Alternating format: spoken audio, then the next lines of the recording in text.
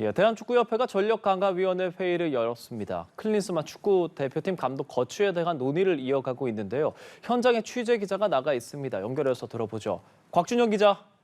네, 오전 11시부터 이곳 축구회관에서 시작돼 계획대로라면 지금쯤 끝났어야 할 전력강화위원회 회의가 지금도 진행 중입니다. 이 축구협회는 1시간 정도 더 미뤄진 오후 3시쯤 마칠 것 같다는 이 공지를 띄웠는데요. 마이클 뮬러 전력강화위원장의 인사말로 열린 이번 회의에는 포항 감독인 박태하 위원 등이 온라인과 오프라인 등으로 참석했습니다. 잘 알려진 대로 안건 클린스만 감독 거취에 대한 문제입니다. 지난 10일 자택에 있는 미국으로 건너간 클린스만 감독 또한 자신의 운명이 논의될 이번 회의에 온라인으로 참석했습니다. 참고로 이번 회의에 앞서 지난 13일 열린 임원 회의에서는 클린스만 감독을 경질해야 한다는 의견이 압도적이었습니다.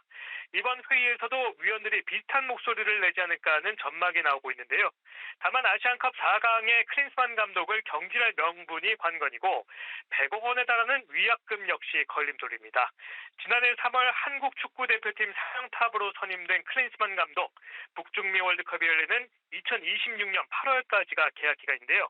하지만 선임 이후 이른바 재택근무 논란에 내내 시달렸습니다. 게다가 성적으로 답하겠다던 이번 아시안컵에서 결국 요르단을 참패하며 결승에 오르지 못하는 결과를 받아들여야만 했습니다. 예, 이미 경질로 굳어졌다는 등 여러 얘기가 나오고 있는 상황인데 회의 뒤에 결과 발표도 곧 있을 예정이죠. 네, 그렇습니다. 앞서 클린스만 감독 입국 직후 사퇴 의사가 없음을 분명히 했었죠. 하지만 이 비난 여론이 들끓으면서 축구협회는 사실상 클린스만 감독을 경질하기로 가닥을 잡은 것으로 알려지고 있습니다. 게다가 이미 경질을 가정한 플랜들도 준비됐다는 여러 보도들까지 흘러나오고 있죠. 축구협회는 회의가 종료된 오후 3시 이후 곧장 결과를 브리핑할 예정입니다. 다만 그때 클린스만 감독의 경질과 유임 등 거취가 발표되는 건 아닌데요. 이번 회의 결과를 바탕으로 최종 결정권자인 정몽규 회장이 조만간 클린스만 감독 해임 여부를 판단할 것으로 보입니다. 그리고 그 뜻을 직접 기자회견을 통해 발표하는 방향에 현재 무게가 실리고 있습니다. 아울러 오늘 회의에서 지난 요르단과 준결승전 전날 몸싸움을 벌였던 손흥민과 이강인에 대한 논의도 있었을 것으로 보입니다.